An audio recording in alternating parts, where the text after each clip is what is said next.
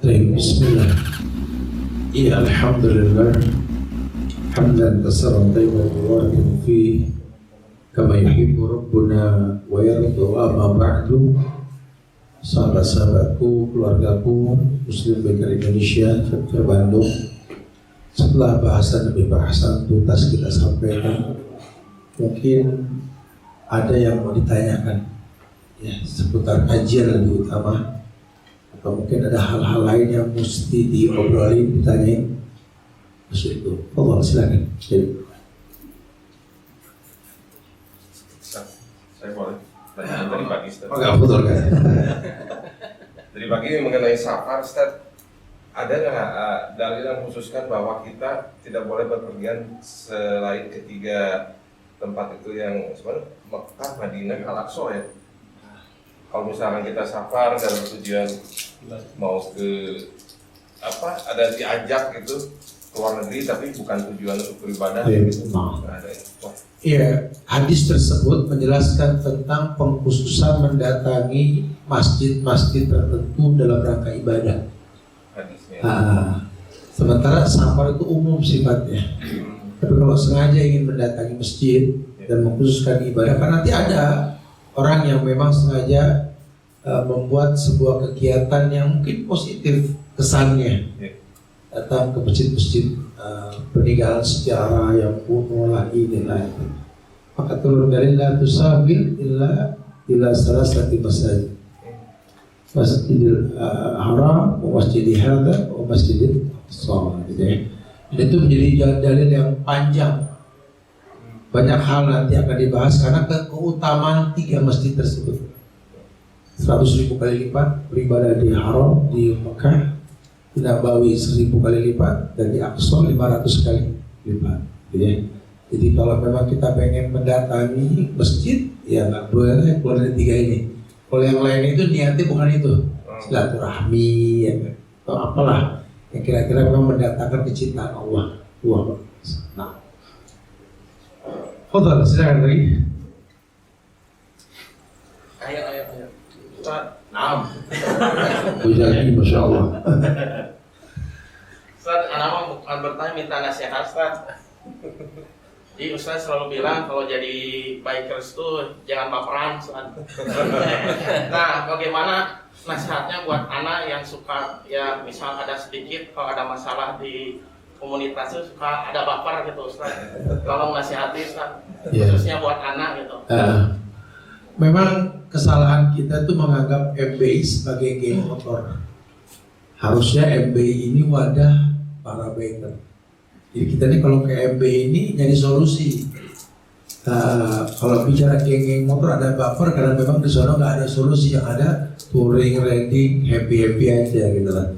Makanya saya sebenarnya pengennya teman-teman paham nih kalau di MBI ini wadah. Melalui MBI antum bisa bertanya macam hal dengan gaya antum gitu lah. Tapi keumuman orang mengatakan Anda bisa baper, tentu kita menjadi orang yang nggak berbuka diri. Bahwa kadang Ustaz ngomong begini, malah tipenya baik yang suzon sama Ustaz. Jangan Ustaz dibisikin sama orang. Astagfirullahaladzim. Jangan Ustaz gini. Ini kalau sudah awal kita bersuzon, keburukan yang bakal kita dapatkan. Gitu. Berbuka dirilah dalam artian bahwa manusia ini tempatnya salah. Ketika ada memberikan masukan, jazakumullah khair, kita diberikan masukan. Ya, bahkan juga Nabi sendiri kalau diingatkan itu dia berikan balasan pada sahabat yang memberitahukan gitu. Sahabat lain juga sama seperti itu. Intinya sih kalau memang nasihat, omongan atau perilaku seseorang yang mengkritisi keburukan kita, bersyukurlah. Berarti Allah masih sayang sama kita, dikasih kesempatan gitu lah. Bahkan dalam ilmu persahabatan, kalau bahasa Ibnu Qayyim itu sadiquka man abka la man adahaka. Teman kamu itu teman yang menangisi kamu, bukan mentertawai kamu. Jadi teman yang sejati itu ketika kamu ini futur, kok jadi balik kayak dulu lagi penampilan, dia sedih walaupun kamu sukses. Tapi kalau teman yang baik itu yang seperti itu, bukan malah nimbrung dalam kebahagiaan kita yang semu. Makanya orang bisa baper ini orang yang gak berbuka diri untuk maju ke depan. Kayak kita belajar sama seseorang, ternyata dalam belajar tahu semua. Astagfirullah. Bukan baper. Dulu juara dibesarkan di pesantren yang mungkin banyak berbuat bid'ah. Ketika anak mendalami lebih dalam lagi syariat ini, astagfirullah, banyak yang salah ini. Enggak jadi baper, enggak demen nih Ustaz. Bukan begitu, malah kita semangat. Oh, harus lebih tahu lagi nih. Jangan-jangan memang ya kita kan nggak bisa pilih takdir dulu seperti apa. Nah, sih berharap melalui MBI ini ada keterbukaan supaya kita makin baik ke depan. Berbuka diri itu penting. Orang yang nggak siap menerima masukan, berarti dia nggak siap untuk maju ke depan. Nah, asli nafsa yaslulakan nas. Kritisi dirimu, orang lain terkritisi dengan sendirinya. Makanya terinspirasi dari omongan-omongan orang yang membuat kita terkritik, gitu ya. Harusnya kita semangat ke depan. Semoga Allah muliakan kita, insya Allah ya. Makanya yang namanya biker tuh nggak baperan, ya. Apalagi kalau biker sejati yang biasa di jalan, ya memang harusnya begitu. Kita sudah keras di jalan, baperan, unik. Makanya mudah-mudahan kita nggak seperti itu, insya Allah. Ya, Bismillah lah, udah. Jadi biker yang betul-betul sejati, kan biker apa baper. Allah silakan yang lain dia. Antum. Kan ada pertanyaan di kontak. Gimana cara membuang susu di tubuh kita? Apa? Membuang susu. Buang susu. Lagi. Model susuknya berupa jarum yang dimasukkan ke dalam tangan kita yang bertujuan untuk menjaga diri. Dan kata orang tersebut harus dioperasi untuk pengeluarannya. Apa ada bacaan khusus atau doa khusus? Apa bisa sendiri atau harus butuh bantuan orang lain? Intinya susuk ini kan dibilangnya buhul yang dibuat macam-macam bentuk susuk. Ada yang jarum, lidi aren, ada yang juga beras, ya, ada yang ketan, macam-macam. Ada yang berlian, ada yang emas, macam-macam susuk itu. Ya. Tinggal tergantung buhulnya untuk apa, itu sarang setan sih ya. Maka untuk menghilangkan keburukan buhul di badan kita, yang pertama ruqyah. Bukan operasi, ruqyah. Karena kalau masuknya gaib, ya keluar harus gaib. Ya, hukumnya sudah jadi ruqyah. Antum datang ke ahlul ilmi yang bagus bacaannya, bagus akidahnya, minta di ruqyah. Karena memang antum punya sebab kehalalan ruqyah. Karena ada nanti ruqyah juga yang menyebabkan kita ini nggak tergolong 70 orang yang disolatkan karena hisab. Itu kalau nggak ada sebab. Kalau ada sebab, hukum asalnya ruqyah boleh. Karena Nabi itu bertanya, apa sih yang membuat kau bisa sembuh? Kalau sahabat mengatakan bahwa aku meruqyah dengan Al-Fatihah. Kau telah melakukan yang benar. Jadi ruqyah yang diperbolehkan itu ruqyah yang ada sebab. Yang kalau nggak ada sebab, dikit-dikit ruqyahin aja dong. Ruqyah antum berobat ke dokter saja tanpa sebab nggak boleh. Nanti antum was-was. Dikit-dikit dokter gitu. Jadi yang paling utama di ruqyah. Antum bisa sendiri bagus. Ya, kemudian bikin itu jin nggak nyaman. Tapi memang susu harus dibuang. Karena itu buhul. Kalau jin bisa dibacakan dengan Al-Baqarah, tapi buhulnya harus diangkat. Itu ada ahlinya yang melakukan itu. Saran anak sih tanya orang yang betul-betul bagus bacaannya, akidahnya rapi, minta diruqyah. Akan keluar dengan sendiri. Keluar dengan cara yang gaib seperti masuk dengan cara yang gaib. Allah. Sisanya zikir pagi petang. Karena dia sudah punya jalan susuk. Itu bahaya. Ya. Fadhal. Ada lagi sekarang? Antum. Saya mau nanya perihal muamalah. Kan kita itu tidak boleh meminjamkan uang yang kita lebihkan ke riba. Iya. Terus ada kasus saudara anak meminjamkan uang tapi dengan akad barang terlebih dahulu. Nah misalnya kan saudara anak itu menjual handphone pada si B, misalnya dengan harga 1.500.000 dicicil 12 bulan. Nah udah akad. Nah terus si B itu menjual lagi ke saudara anak dengan harga 1 juta. Nah sama saudara anak dibeli lagi 1 juta cash. Nah jadi itu gimana boleh nggak? Jadi Itu goror. Orangnya gitu aja. iya. Goror, tipu daya ya. Ya. Karena niatnya untuk mendapatkan uang, bukan barang. Innamal a'malu binniyat. Itu goror, itu nggak diperbolehkan. Itu menyiasati namanya. Allah a'lam. Ada lagi silakan. Antum.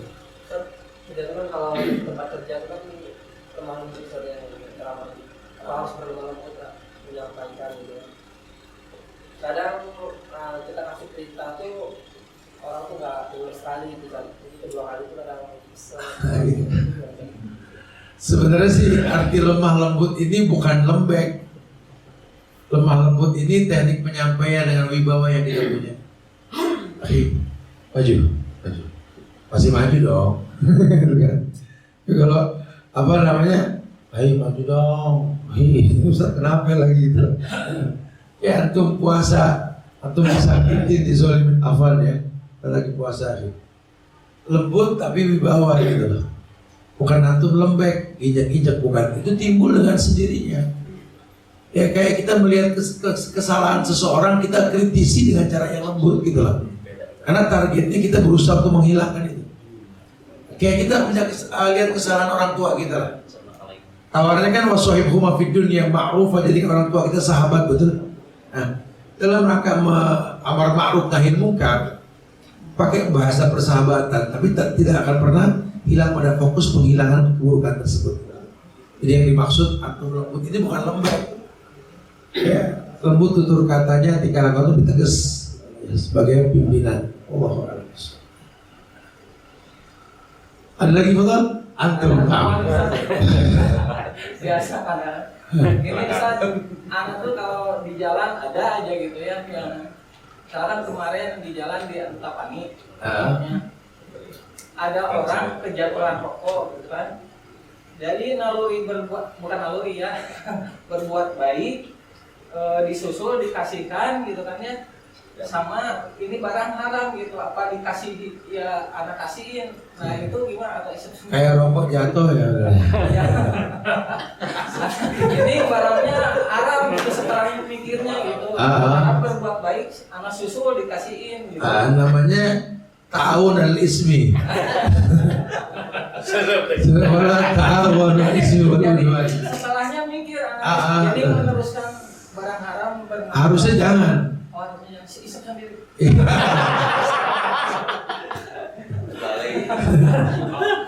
Iya, jadi harusnya jangan gitu. Karena memang udah tahu tuh nggak baik. Mungkin jalan Allah membuang itu dari diri dia.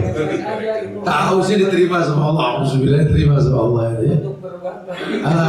Kalau antum masih tahu, antum tolong menolong dalam perbuatan yang nggak baik. Ya. Jangan dibiarin, apa diambil, dikemanain gitu. Ya buang aja sudah haram hukumnya. Udah dilewat aja. Haram hukumnya. Mubajir.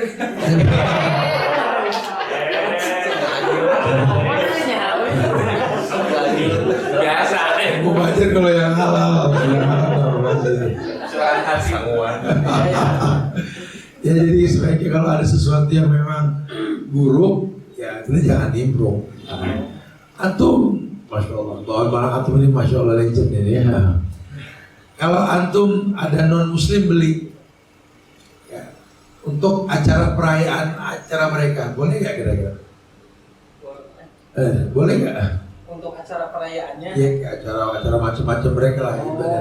Yang karena tahu kalau untuk ulang tahun katanya jangan. Itu mah ulang tahun belum ada apa-apa, jadi ritual mereka.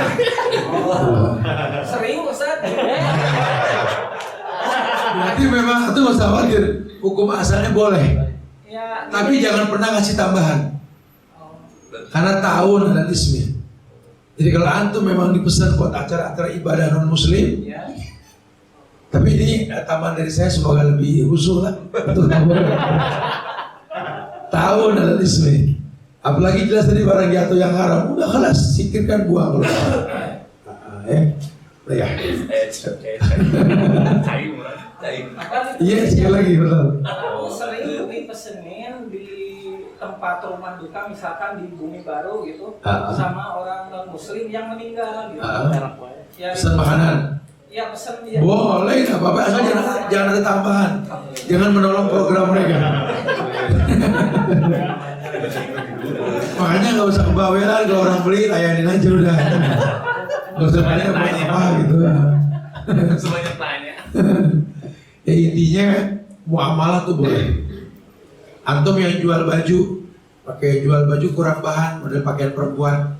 Kalau antum niatnya memang buat indoor, nice. Tapi dia pakai buat outdoor, urusan dia sama Allah. Ya, yang penting antum meletakkan semua pada tempatnya. Allahu a'lam. Ada lagi kalau antum tahu. Mirip-mirip Pak, ini ya pertanyaannya jadi. Orang jatuh juga. Jadi kalau ada properti nih, rumah misalkan, Iya. terus disewakan, kan hukumnya ubah ya, boleh ya? Nah, ternyata yang nyewa itu, om ini mau dipakai buat syuting, gitu. Syuting apa dulu nih? Syuting FTV katanya tak. Nah, Anda belum kasih jawaban tuh. Ayo. Nah itu hukumnya gimana tak? Wallahu a'lam bishawab. Kalau sudah begitu ada pemanfaatan buat menimbulkan kemudaratan. Ya, dia membuat sebuah ritual dengan penyewaan tersebut, hal-hal yang bisa melahirkan dosa-dosa baru. Itu memang perlu detail tuh. Kalau keumuman dalil dia nyewa saja begitu, malis. Tapi kalau sudah bicara dia nyewa peruntukannya untuk menghasilkan produk yang haram, haram hukumnya. Karena antum menjadi bagian terlahirnya hal-hal yang negatif tersebut. Ya, wallahu a'lam. Karena kalau bicara ibadah, sahabat pun Umar bin Khattab ketika ketika rumah ibadah salah seorang Yahudi dihancurkan, suruh dibangunin lagi. Karena saat ini ibadah baik buat dia, bukan nolong, gitu ya. Itu hukumnya seperti itu. Tapi kalau sudah bicara home production yang memproduksi sesuatu yang haram, haram hukumnya. Wallahu a'lam bishawab. Nah, kelas antum lah. Ini ada bulanaan. Anak kan kerja di instansi pemerintah. Saya netral. Oh, baik. Tahu sama. Nah, jadi gini Ustaz, dengan pandemi ini tuh kan apalagi sekarang ada PPKM, anak tuh kerja lebih banyak di rumah. Jadi 5 hari di rumah, 1 hari di kantor. Nah, anak yang bingung tuh kalau kerja di kantor, nah sedangkan anak kerja tuh berdasarkan dokumen gitu Ustaz. Jadi kan kerja tuh kalau waktu kerja di kantor tuh dari jam 8 sampai jam 4. Nah, tapi anak kan kerja berdasarkan dokumen. Misal dokumen itu beres 1 jam, ya udah anak nggak ada lagi pekerjaan gitu. Nah, sisa pekerjaan itu kan anak istilahnya kosong gitu. Nah, anak bingung ini, sedangkan pekerjaan di kantor udah nggak ada. Nah, apakah kalau misal mengerjakan yang lain anak termasuk korupsi waktu? Nah, gitu Ustaz. Sebenarnya kembali ke akad ya. Kalau memang dari awal akadnya memang tergantung dokumen, malis. Berarti antum bisa berhenti kapan aja. Tapi kalau memang kebijakan dari perusahaan setelah selesai dokumen tersebut harus tetap stay, wajib stay. Makanya itu diperjelas dari awal kita masuk, kan ada perjanjian semuanya kan. Nah, jika memang nggak ada permasalahan, ya sangat mulia Allah muliakan antum dengan waktu tersebut, gitu. Sehingga bisa dengan kajian, atau silaturahmi, atau bermuamalah yang lain mendatangkan nilai tambah buat Nah, begitu Ustaz. Jadi kalau misalnya anak dipakai kajian, silaturahmi, sedangkan anak kan berkontrak kerja tuh ya berdasarkan waktu, bukan dokumen. Nah, kenapa sekarang dokumen sedikit? Karena lagi pandemi. Ya, makanya antum perjelas sama perusahaan. Jadi legalitasnya seperti apa? Diizinin tidak? Kalau diizinin, alhamdulillah. Ya, kayaknya sih mudah-mudahan diizinin karena kan memang tergantung dari dokumen tersebut ya. Wallahu a'lam bishawab. Karena doanya semoga diizinin insyaallah.